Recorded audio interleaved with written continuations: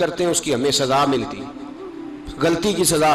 एक नौजवान ने मुझे बड़ी गहरी बात सुनाई, मेरा करीबी ताल्लुक था। कहने लगा घर में बड़ा मसला है, बड़ी परेशानी है, माँ और बीवी का माहौल इतना सख्त हो गया है कि निमट नहीं सकता। आप यकीन करें, मैंने डिटेल से सारी चीज़ को स्टडी किया, मेरे पास इतना वक्त नहीं होता, फिर भी मैंने उस फैमिली को पूरा पढ़ा। तो गलती नौजवान की निकली, ना उस पर अम्मा एतबार करती है ना बीवी एतबार करती है। उसने झूठ बोल बोल के इस तरह की माहौल पैदा कर दिया है कि कोई उस पर एतमाद करने को तैयार है। अगर आप नाराज ना हो तो एक बात करूं, पता है घर में माहौल कब खराब होता है? बाहर वाले हमारी तकरीर सुनते हैं, घर वाले हमारा अमल देखते हैं।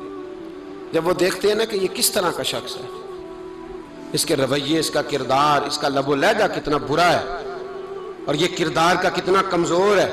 आला हज़रत फरमाया करते थे, नेक वो होता है जिसकी तन्हाई साफ सुथरी होती है। इसलिए माहौल